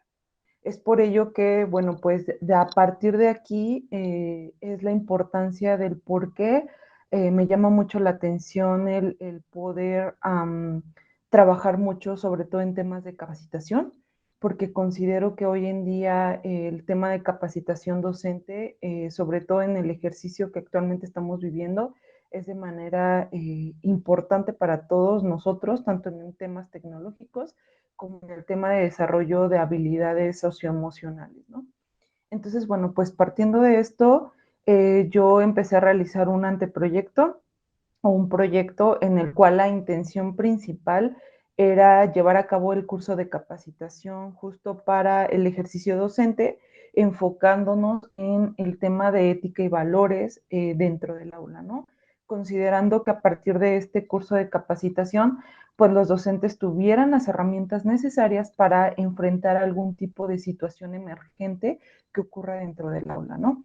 Sin embargo, bueno, con observaciones de mi director del trabajo terminal, concluimos lo siguiente, que lo ideal primero es realizar un informe de la experiencia académica y profesional durante estos 5 años como docentes, y partiendo de ahí, entonces ya implementar ese curso de capacitación. Es decir, parte de este proceso que yo pretendo llevar a cabo es esto. Como objetivo general, pues sería analizar el alcance pedagógico de la ética y los valores que debe tener el docente al impartir el proceso de enseñanza-aprendizaje dentro del aula para la disminución de malas prácticas. Entonces, pretendo llevar a cabo pues este curso de capacitación enfocado justo en ética y valores para disminuir las malas prácticas de los docentes en el aula. Además, bueno, pues lo que concluimos con mi director de trabajo terminal es hacer un pequeño análisis de los antecedentes, del por qué a mí me llamaba la atención llevar a cabo este proyecto, y identificamos pues algunos puntos, ¿no? Hice un pequeño FODA como para que esto fuera como más sencillo al respecto, y normalmente nosotros como docentes cada 4 meses que iniciamos cuatrimestre tenemos una reunión para pues darnos las áreas de oportunidad, ¿no? y parte de los antecedentes que nosotros identificamos fueron los siguientes. Punto número 1, el tema pues del COVID, que fue un tema bastante impactante para todos los docentes a nivel mundial, porque a partir del COVID nosotros nos dimos cuenta que no contamos con una capacitación docente de manera eficiente, ¿no? De una capacitación docente con calidad. Partiendo de ahí, se presentaron pues diversos escenarios ya con este nuevo regreso al aula en modalidad híbrida, es decir, que ya complementábamos tanto la modalidad tecnológica como la presencial, ¿no? Y algunos de los antecedentes que se han venido presentando o situaciones emergentes que se han venido presentando bueno, del año pasado para acá, que fue que nosotros retomamos toda esta modalidad híbrida, pues son lamentables y son tristes porque nos decía la universidad que hay docentes que siguen negociando el tema de calificaciones con alumnos, ¿no? En cuanto al tema de dinero, que les piden dinero, que les dicen, oye, dame 1,000 pesos y te puedo acreditar, ¿no? El tema de, incluso negocian de pronto también el tema de bebidas alcohólicas, ¿no? Oye, tráeme una botella y te acredito el cuatrimestre, ¿no? Materiales educativos.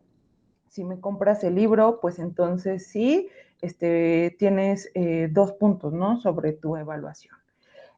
Otro tema importante que es alarmante es de pronto el tema de los chicos que ya van en octavo, noveno, que tienen que hacer servicio social. Hay docentes que de pronto pues tratan de negociar el tema de la liberación de servicio social. Es decir, o sea, te vendo el servicio social en cierta cantidad, ¿no? Y bueno, pues la participación incluso también nos comentaron de algunos docentes en fiestas, en donde se encontraron docentes pues tomando bebidas alcohólicas y que lamentablemente algunos alumnos tomaron esto como estrategia, utilizando la tecnología, tomando videos, tomando fotos al respecto, pues para evidenciar a los docentes, ¿no?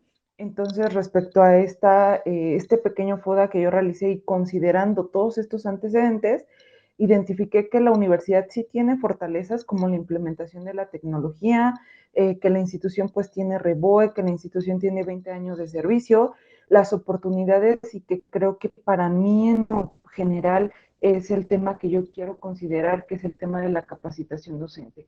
No nada más en tecnologías de la información, sino también en habilidades socioemocionales, en habilidades psicológicas, en habilidades cognitivas, ¿no?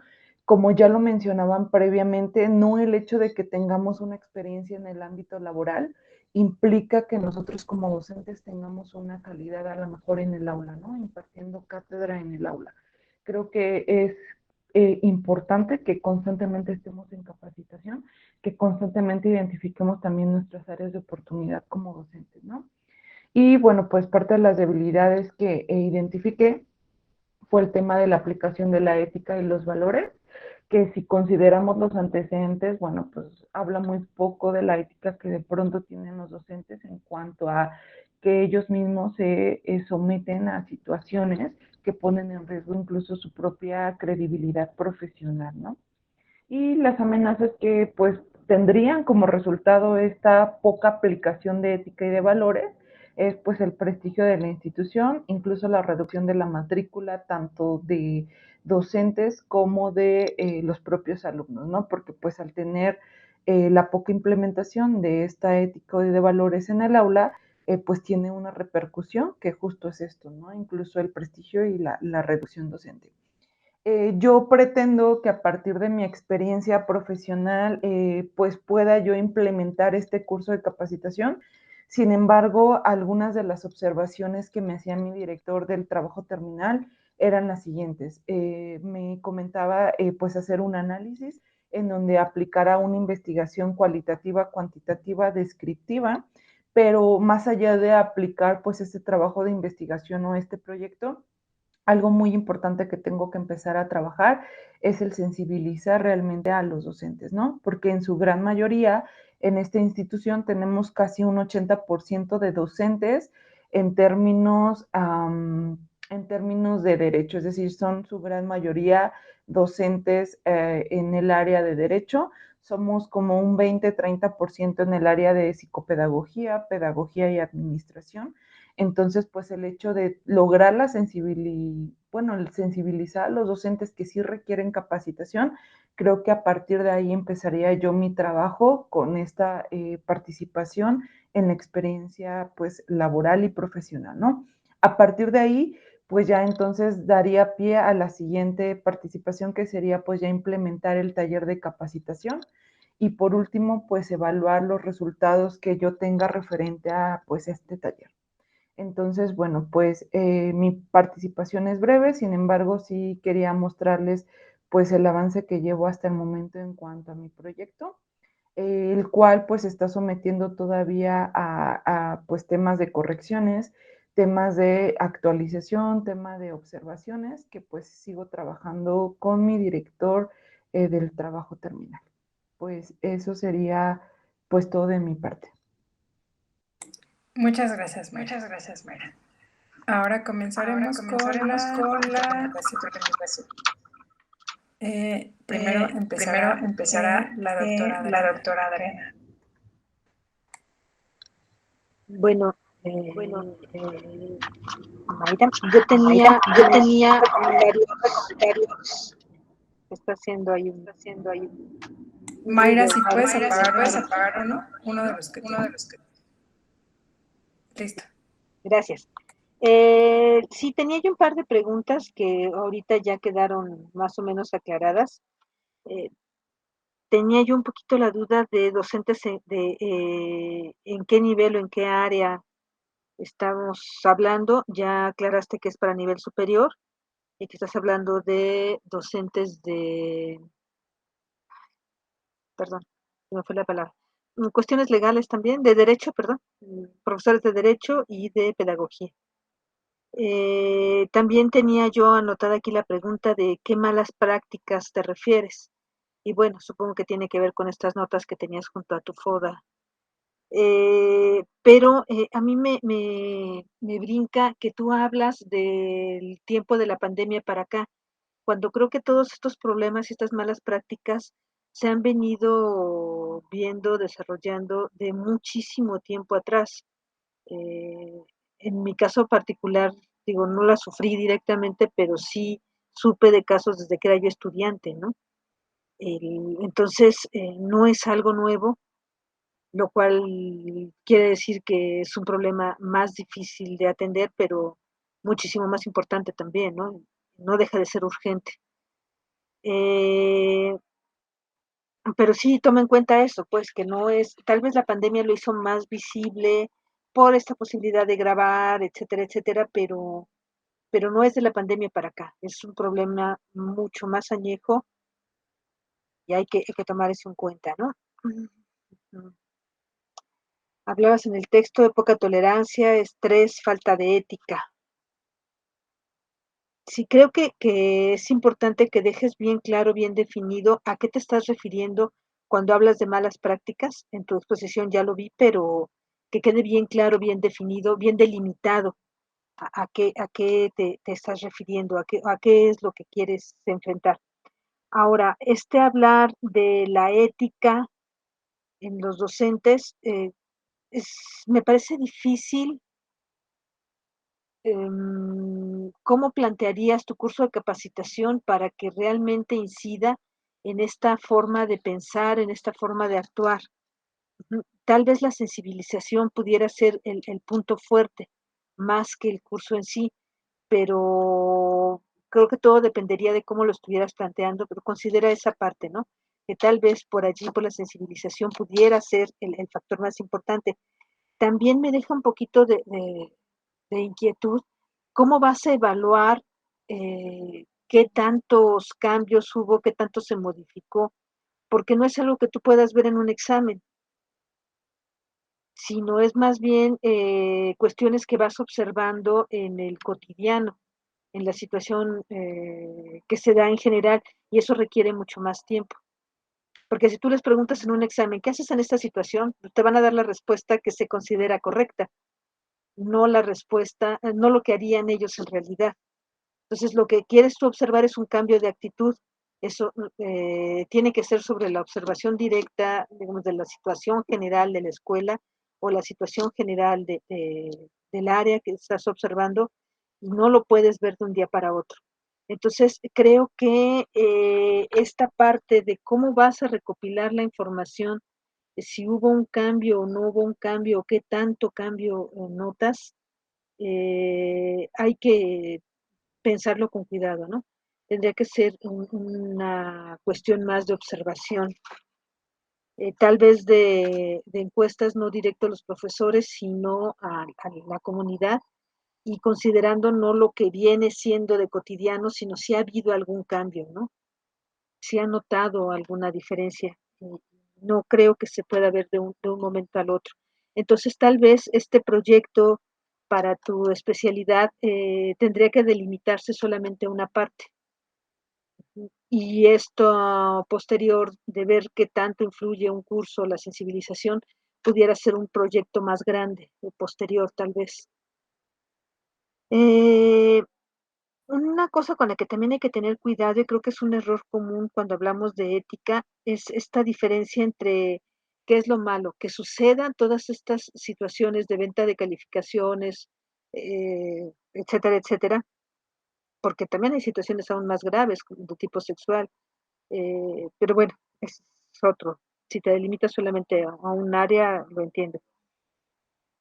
Lo malo es que sucedan o lo malo es que se expongan. Lo malo es que la gente se dé cuenta. Si no, si nadie se entera, no pasa nada. Creo que ese es un punto importante que hay que considerar también, porque muchas veces pues nos engañamos a nosotros mismos y hacemos las cosas mal en ese sentido, ¿no? Y hay que cuidar, pues, que no se vaya, no se sesgue en ese sentido, ¿no? Que no sea, lo malo no es que los graben, sino lo malo es que haya estas conductas inadecuadas, ¿no? Lo malo no es que lo publiquen, sino que suceda, ¿no?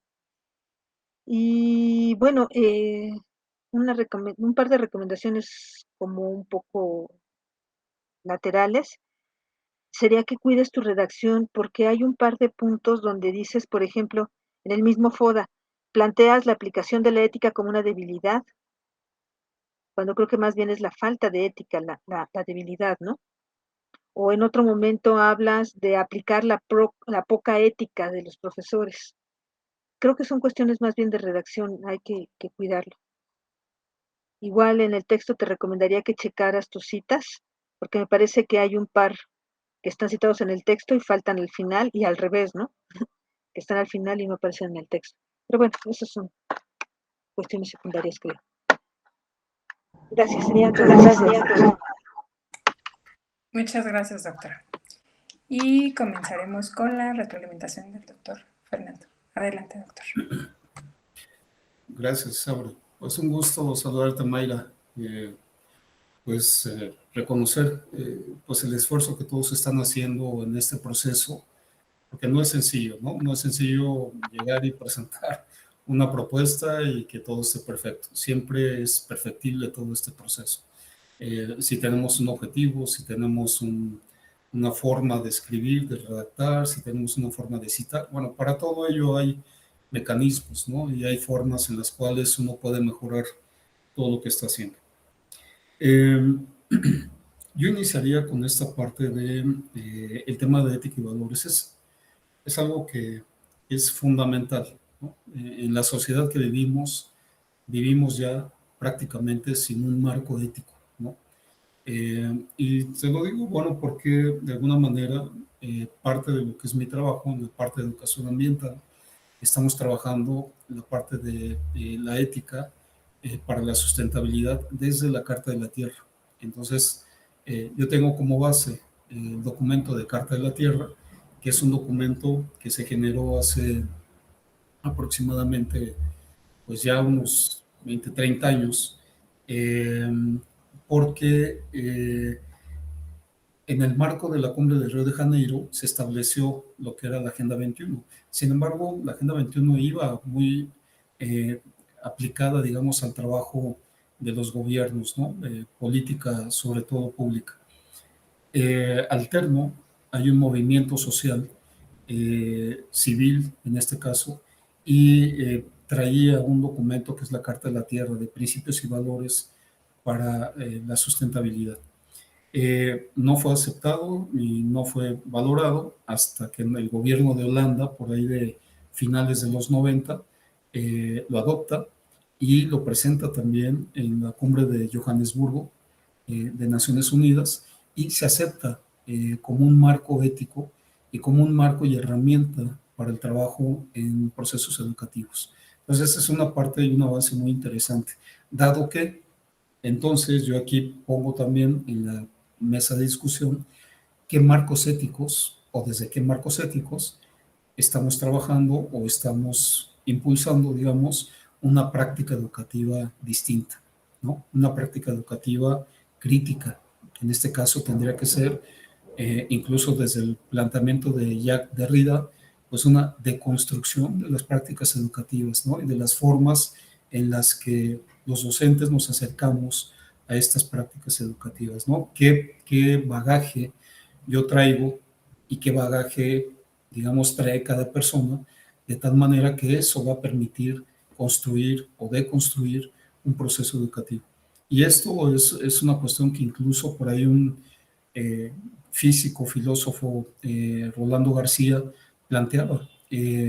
Todos podemos generar un programa educativo, un sistema complejo, pero va a ser muy diferente de acuerdo al bagaje que yo traiga, ¿no? Entonces, ese bagaje que además lo planteaba desde una epistemología genética de Jean Piaget era pues mi recorrido, ¿no? Desde niño hasta adulto, cuál ha sido ese recorrido, qué he aprendido de la vida y qué voy a enseñar de la vida, ¿no?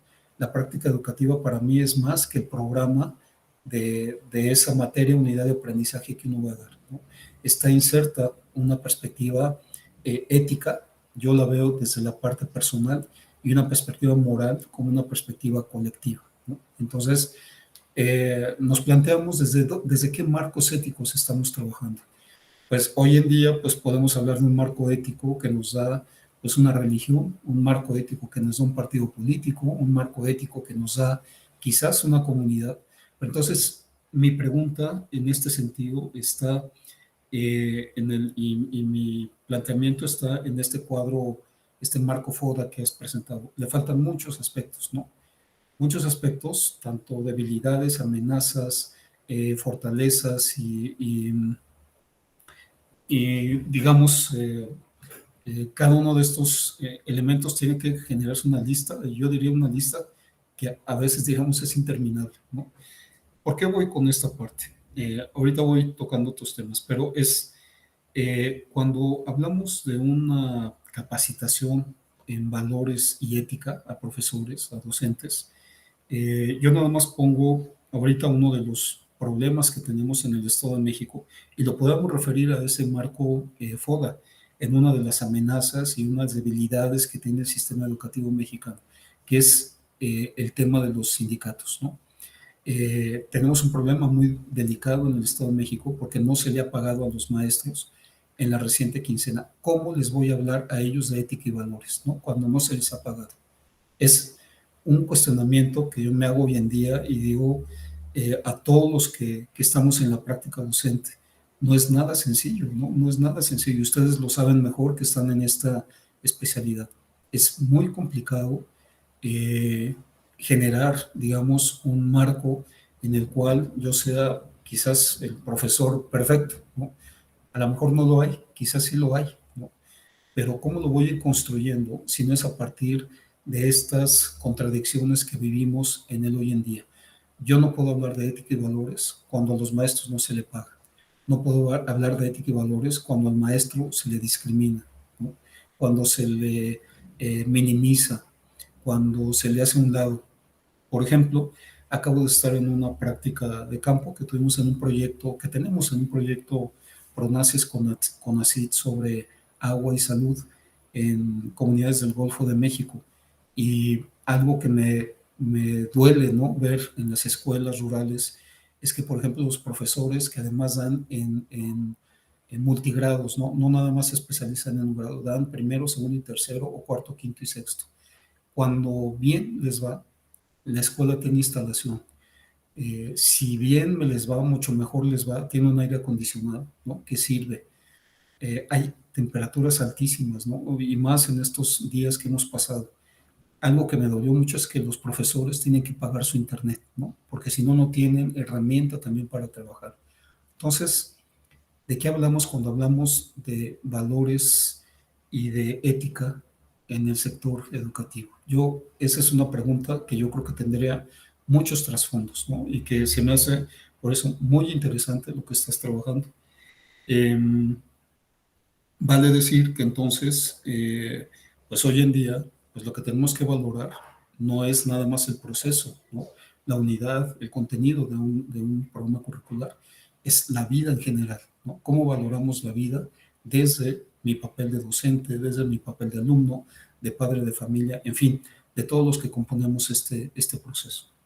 Y por lo tanto, entonces, cuando hablamos de este proceso, de este curso que propones, a mí me interesaría ver cuál es el contenido, ¿no? Y cuál sería la propuesta de contenido de ese curso taller, porque entonces ahí estaríamos viendo cuáles son esos elementos que se puedan contemplar y cuáles son los perfiles que se pretenderían tener, tanto de ingreso como de egreso, ¿no? ¿Qué es lo que pretenderíamos tener en un proceso de esta magnitud? Por lo tanto, entonces, dejo ahí esta idea, ¿no? De ver más a fondo, sí, las cuestiones de contenido del curso taller, a quiénes se daría, cómo se daría, cuándo se daría, toda la estructura curricular, la parte didáctica, digamos, qué elementos estarían detrás de todo este proceso de ética y valores, incluso desde qué óptica o desde qué marco teórico, desde qué marco epistémico yo estaría abordando, un marco epistémico crítico o positivista o quizás hermenéutico, no sé. Ahí tendrá que estar muy específico esta visión porque estamos hablando de docentes para docentes, ¿no?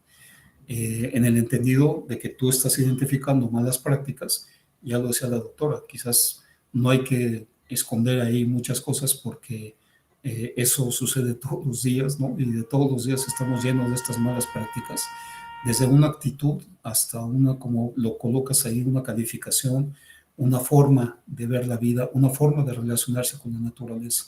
Por lo tanto, creo que hay un trabajo muy interesante que se puede realizar. Entonces, en términos generales, pues también pues, ver que estos perfiles, por ejemplo, cuando tú hablas de profesores de derecho, ¿no? Tienen otra formación, otra forma de ver las cosas. No por meterme, digamos, en un asunto más delicado con ellos, pero a veces yo me pregunto, ¿no? En los compañeros profesionistas que egresaron de Derecho, ¿dónde está el marco ético de valores desde una universidad cuando en el momento que egresan y forman parte de un despacho, son contratados para defender a un violador o son contratados para defender a un criminal, ¿no? O sea, cómo entender la parte de formación desde nuestras propias instituciones educativas. Bueno, eso por poner un ejemplo, porque en todas las profesiones se puede dar esto. Ya lo planteabas aquí con estas disminución de las prácticas o malas prácticas. Y finalmente, nada más como una observación, pues mucho ojo con la ortografía, ahí en la lámina donde pusiste sensibilizar, es la palabra, pues hay que corregirlo por ahí. Y es un proceso, yo incluso lo he comentado, creo que nos hemos tardado en estos procesos, ¿no? O hemos también trabajado de manera muy diferenciada. Por ahí en un artículo que escribí para la Universidad de Quintana Roo, hablo de los procesos, por ejemplo, de los programas universitarios ambientales, desde donde yo parto de un plan de primera generación a un plan de segunda y de tercera generación. Y esto está marcado porque desde hace 20 años hablamos de conciencia y sensibilización, ¿no? Sobre temas, por ejemplo, en mi caso, sobre temas de la naturaleza. Hoy en día no puede ser posible que sigamos hablando, ¿no? De seguir concientizando a las personas y menos a los maestros sobre un tema, por ejemplo, que tiene que ver con la naturaleza, ¿no? Es algo que ya tenemos que tener muy, muy bien definido. Hoy los niños, hay muchos niños hoy en día que tienen una mente tan ágil con el respecto a la naturaleza que sorprende, ¿no? Pero no hay que sorprenderlos porque ellos ya tienen otra perspectiva también de lo que implica la vida. Entonces, en este proceso, digamos, yo comento que hay un tránsito desde la concientización, sensibilización, hacia incluso la complejización de los procesos educativos, ¿no? Y por lo menos en las instituciones de educación superior, en el marco del análisis de la educación ambiental, que es lo que yo trabajo. Pero bueno, espero que estos comentarios te puedan dar un panorama pues amplio, que puedan motivar y seguir motivando a este trabajo y que creo que va a ser muy, muy importante como el de todos los compañeros que estoy escuchando, ¿no? Muchas gracias, Mayra, un saludo. Gracias a todos. Muchas gracias. Bueno, pues hemos concluido con los 4 estudiantes y no me queda más que agradecer la presentación de los estudiantes, así como la participación de los comentaristas y su asistencia a este 4º coloquio interno de investigación del posgrado de la Universidad de Rosario Castellanos. Y reiterar que en este coloquio se están presentando 308 trabajos de estudiantes en 80 mesas diferentes, las cuales serán retroalimentadas por 80 expertos, ¿no?, de diversas instituciones educativas, tanto superiores, nacionales como extranjeras. Y me reitero mi agradecimiento y me despido con la siguiente frase: otro modo de ser humano y libre, otro modo de ser. Tengan muy buenas tardes.